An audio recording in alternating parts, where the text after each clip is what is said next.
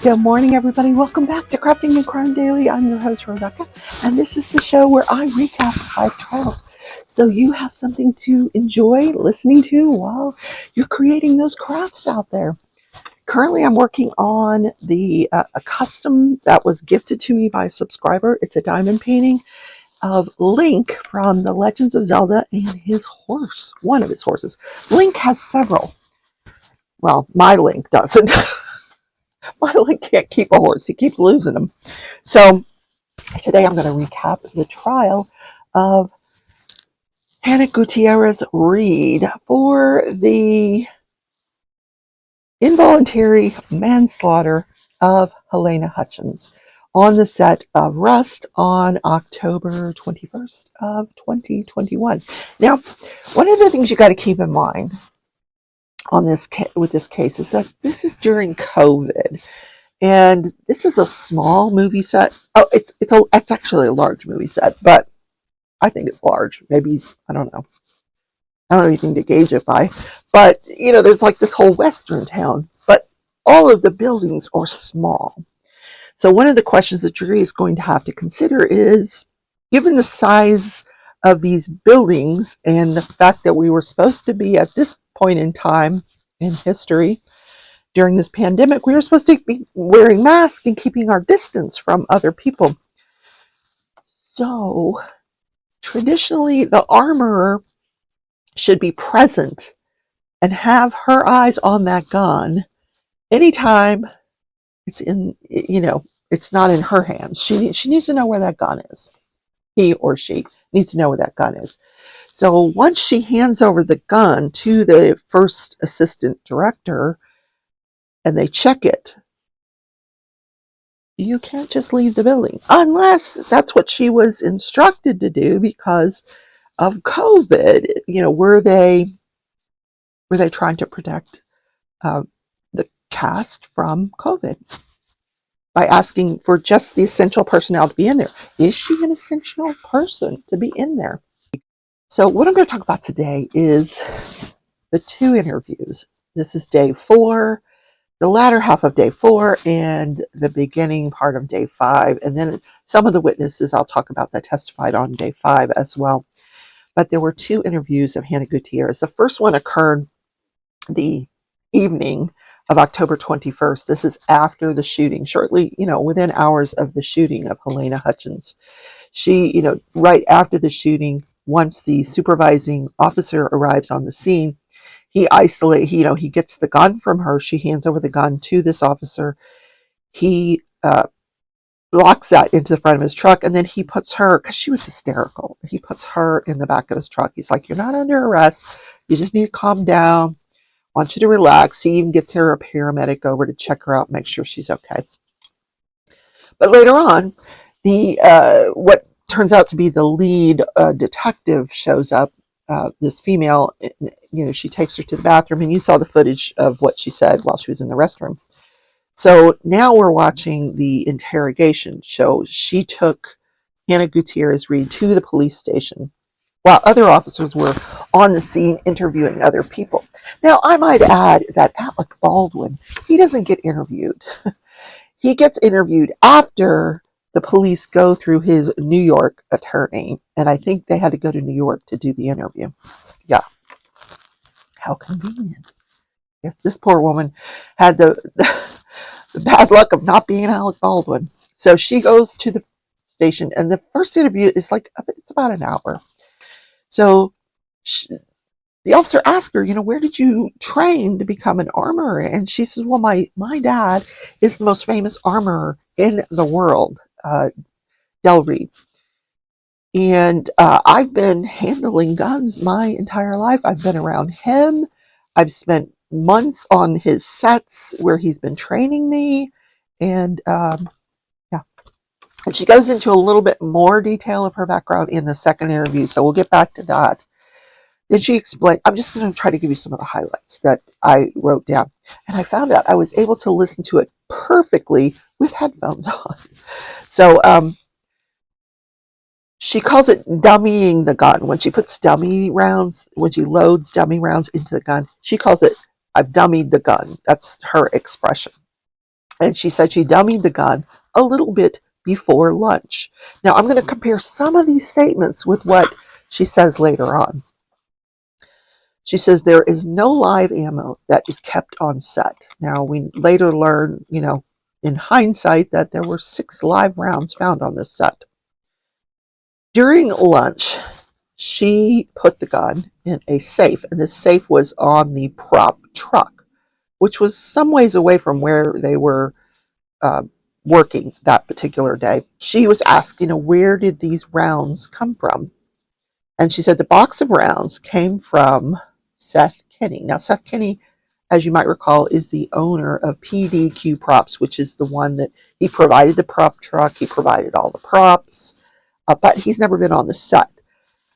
Now, we come to learn from the second interview that Seth Kinney had the prop license and that Hannah Gutierrez and her boss, Sarah, I want to say Sarah Silverman, but that's not it. Her boss, Sarah, they were working under his prop license, if that makes sense.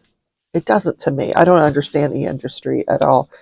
So she said that this is where this box of rounds came from, but she said it really had some wonky ones in there in this box. And so she was asked, well, what do you mean? She goes, well, they weren't all the same. Some had there's different ways you can tell something is a dummy round. It's, it's got a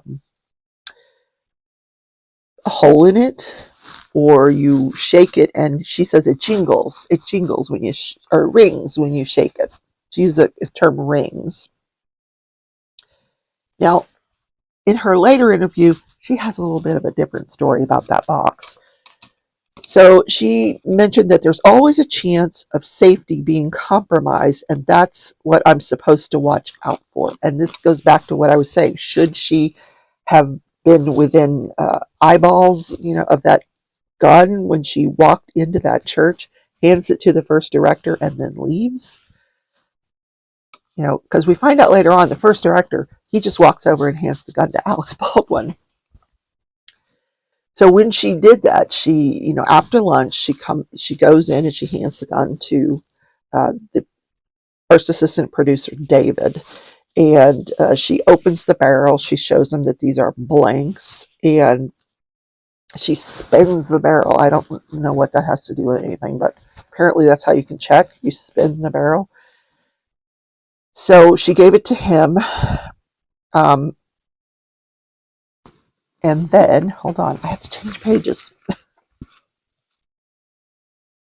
So then she was shown a picture of the bullet. Now, the bullet had gone through Helena Hutchins' chest and then entered the shoulder of Joel Souza, but apparently it didn't actually enter. It was more of a flesh type wound.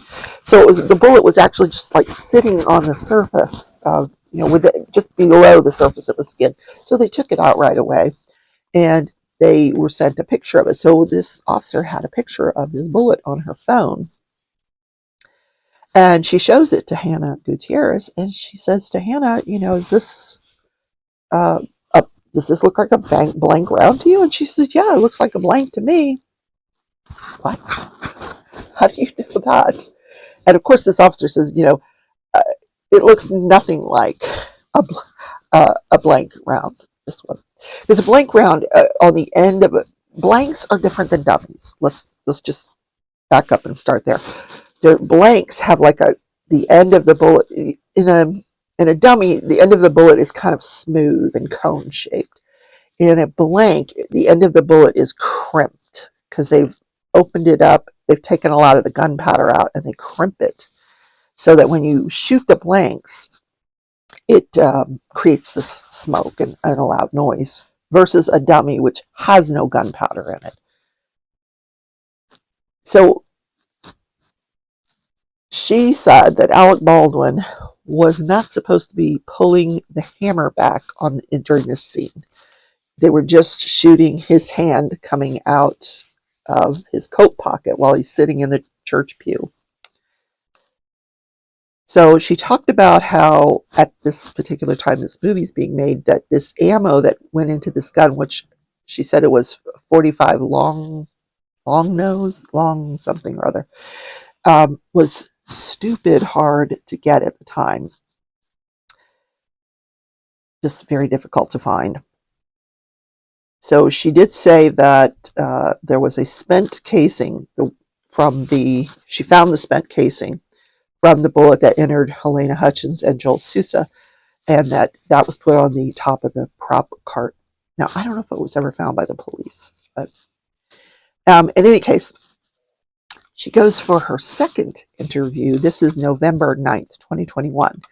Now she's got her lawyer with her, and she's looking pretty darn good. She's put together now, versus way back, the month before or the few weeks before, where she was just purple and green hair and she was just a mess.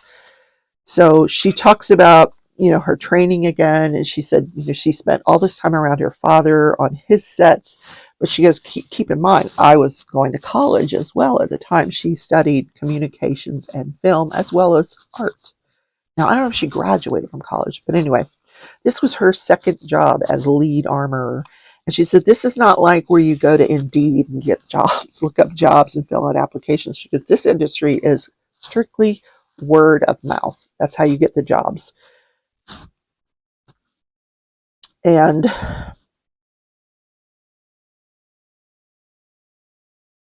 so this was her second movie as lead armorer. Before that, she had worked with her dad. And most of the jobs she was getting were through her father and through Seth Kinney, that owned the prop company. So she was also trying to become a member of this union in California. She said the name of the unit, like Union 44 or whatever, it had a number to the union. So that didn't explain to me, like, whose union is this? Is it an armorer's union? Is it a prop union? What kind of union is this? Is it film workers?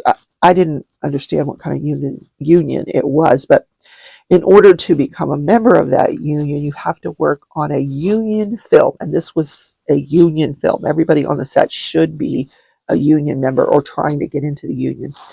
So you have to spend at least 30 hours working on a union set. And she had, at this point in time, 22 out of 30 days working on a union set. So she was on her way to becoming a union member. She talks about, yes, she had two jobs. She had prop days and she had armor days. So apparently when the call schedule would come out in the morning, the call schedule would indicate whether there was going to be blank shooting or dummy shooting. So blanks, where you have the smoke and uh, the loud noise, she's required to work as an armorer on that day. And if they're just going to work with the props, the dummy rounds, she doesn't really need to be there. So the particular day of the shooting was a blank day. They were working towards shooting with a blank that day. That was the plan. Once they had blocked the scene and rehearsed it with the dummy round, the plan was, well, you didn't even really need the dummy round. The plan was for her to put a blank in it, and then it would be shot. So she was working that day as an armorer. But she was told that she was told by the person that does the budgets. She's a producer, a line producer, but she's basically in charge of the budget and hiring and firing, and almost like I got the sense that she was more like a human resource type person. Anyway, she had been told by her to focus more on props, because on the prop days she was apparently still focusing on the armorer stuff. I mean, that's her passion, so I can understand why she was doing that. So with regard to training was also part of her job. She said that they had set aside a training day and she said her preference is to train the actors one-on-one, but this day she was just supposed to train people as they came to her, and she was doing them in sets of 2 and 3 and trying to work out, what guns were going to go with which people and who needed, they call them bandoliers, which is, I'm assuming that's the gun holster and the belt, and she was measuring to see who needed what size belt and that kind of thing. So she did mention that when the guns are not in use, they are locked in the safe in the prop truck. The ammo, however, is not locked in the safe. Ammo is just sitting on the prop cart. But she says at the end of the day, prop cart goes into the prop truck, and that truck is locked by the line producer that I talked about before. So for 12, 13, 14 hours, however long they're on set rehearsing, the ammo and the guns are just kind of sitting there on the prop cart. Yeah, or at least the ammo is. So she said she and Sarah kind of shared the duty of loading the guns and putting the bullets in the belts. So she said when she hands off the gun to the producer or an actor or whoever she's handing off the gun to, she always shows them that the gun is clear. One of the things she said was a problem during training is that the actors, she said, usually they don't pay attention. They're on their phones, including Alec Baldwin. She says, no, he was on his phone. And the night before the shooting, she had emailed him and asked him, do you want some additional time to train, for me to train you on how to do this cross body draw? And he was like, no, I got it. And they're like, do you have that email? Yeah, I've got that email. You want to see it? Her turn.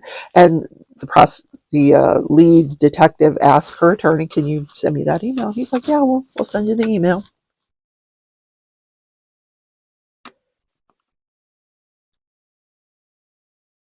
So then she talks about the 2 accidental discharges that occurred on the set. She said they occurred within 10 minutes of each other.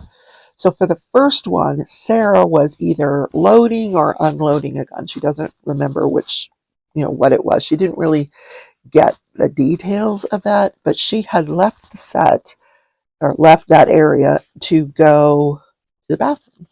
So she said, I'm literally on the toilet. I hear this noise. I'm like, oh no. So she says, I was running, pulling my pants up, running to see what happened. And Sarah's like, oh, it's not a problem. I got it. It's not a big deal. Gun went off accidentally. And she's like, well, how did that go off accidentally? Because she said Sarah just kind of didn't really understand the loading process, that you have to keep that hammer of the gun not all the way back full, but you have to keep it back so you can load the gun. And she sometimes, it would slip. There was some technique that she was trying to show Sarah how to prevent that hammer from striking a bullet. But apparently that's what happened. So then, but when she goes to investigate, Sarah's like, it's okay, everything's okay. So she said Sarah, her boss, tells her, go in and prepare the actor that's inside. So she takes the gun that's going in for this actor, and she shows him that it's clear, hands the gun to him. He's like, it's okay, I got this. She had trained him. And she goes back out to talk to Sarah about the first accidental discharge, and she hears his gun go off. So she goes back in, same thing. So this is basically people not paying attention to the training that she's giving them. So she assumed Sarah, as her boss, put that on reported it, and it was put on the production sheet. It wasn't her responsibility to call that to anybody's attention. As the armorer, it was her boss's job, especially since it was her boss who discharged it the first time. Then she got a phone call shortly after that, same day, from Seth Kinney, who basically told her to stop making a big deal out of it. It's not a big deal. You know, things happen and just forget about it. So apparently this Sarah girl had called Seth Kinney and complained about Hannah Gutierrez. It sounds like these places have a lot of drama there. There's a lot of drama on these sets amongst the employees, apparently.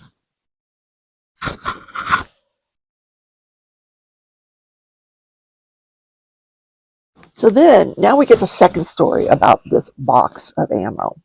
She said on the day of the shooting, after lunch, after she comes back from lunch, they go somewhere else during lunch. She goes to something called the base camp, which is off the set, and they go have lunch, and then they come back. They all get in the van, they go have lunch, they get in the van, they come back. And it's usually about 30 minutes or so. And she said the day of the shooting, this box of 45 dummies just appears on her cart out of nowhere. It's just there. What? You told us it came from Seth Kinney. Now you're telling us it came out of nowhere? She said it was just sitting on the cart. It was propped. She goes, I pick up the box. I shook it. It had a ring to it, so I knew these were dummies. Now, she didn't check every one of them. She just shook the box and said, oh, yeah, these are dummies. And they were on that cart, and they were leaning up against her bag. She had a Smith & Wesson black bag with Smith & Wesson covered, because she said when she puts that in her car, she doesn't want anybody to break into her car and steal it thinking there's a gun in it. So it was just kind of propped up against that. So she said, okay, she starts loading, this is after lunch, so they start loading the guns with these dummies. So Sarah was helping her load the guns, but she said in this particular case, she loaded the Rust gun, the gun for Rust, the character Rust that was being played by Alec Baldwin. And she recalls that she took 4 rounds that did not have primer caps, so she knew they were dummies, because that's one of the 3 ways you can tell that they're dummies. And then she grabbed 2 of the dummies from the box that appeared out of nowhere. One had a hole in the side of it, so she knew that was a dummy. And the other one, when she shook it, it rang, so she knew that one was a dummy. But she got the one with the hole, and she loaded that into the gun. But then when she went to put the one that she shook and it rang, it wouldn't fit into the barrel. So before lunch, about 10:30, they were delayed several hours that morning because of the film crew walking off the set. So about 10:30, she and Sarah load the guns. When they broke for lunch, she takes the gun, she takes all the bullets out, they put the gun in a sock and with the bullets, and they put that in the safe. After lunch, because she had only had the 5 rounds in there, and she still had that 1 round that she heard the ringing in, and she had put it in her pocket. So, and she carries more than 1 bullet in her pocket. She says she actually criticized Sarah. She goes, Sarah doesn't know how to utilize pockets. She goes, pockets are your friends. She goes, I always carry bullets and dummies are in her pocket. So she puts this in her pocket, but she cleans out the barrel so that now all 6 rounds will go in, and she puts that 6th round into the gun before she hands it off to Dave that day. Oh my God, did that make sense? I feel like I've confused the heck out of you. Anyway, so when she goes in, she shows Dave the cylinder, she spins the gun, but she says when she was doing this, he was being talked to. People were talking at him. Helena Hutchinson was talking to him. Joel Souza was talking to him. Alec Baldwin was talking to him. So he wasn't paying attention to what she was doing with the gun. But he takes it and she leaves.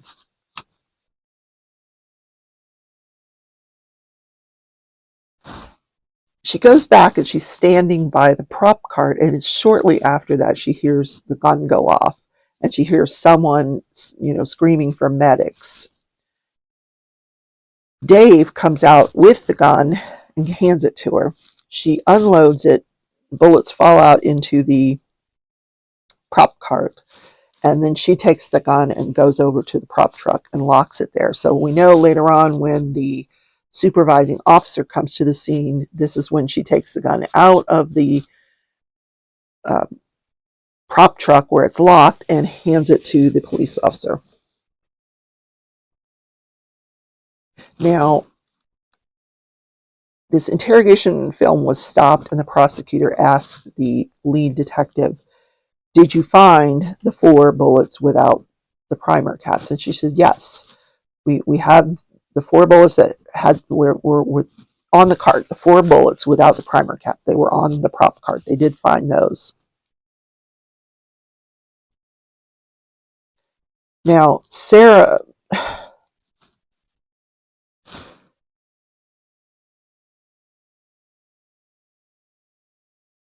Hannah says that she picked up the dummies. She dropped them, she unloads them into the prop cart, and then she picks them up and hands them to Sarah. And she tells Sarah, "Go check that box, the box that they came from." So then she talks about 2 days later, or several days later, after one of the vigils for Helena, Sarah comes to her hotel room and tells her that she checked the box and that half the box was bad. And so the the lead detective asked her, "What do you mean by they were bad?" And she says that they were live. What the? I know. Okay. So now I want to talk about real quick. I listened to the testimony of the line producer. Like I said, she's kind of like she says she takes care of the budget and the employees, so sort of like the lead human resource type person. So she said when they started out, they were only going to allot 5 of the film days, and apparently their ambition was to film this um, movie within 21, 22 days. They were going to get this done, film days. And so she allotted 5 armorer days. But then, 5 became 7, and then they became 10. And as of the day of the shooting of Helena Hutchins, they had only been filming for 12 days. Out of those 12 days, armorer days was used, but I don't know if all 10 of the armorer days that were allotted had been used. At that point, they were budgeted for 10 armorer days.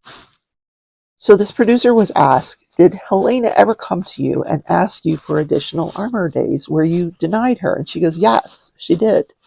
There was one request that she put in that she have an additional armor day to train Alec Baldwin and this 8-year-old that was on the set."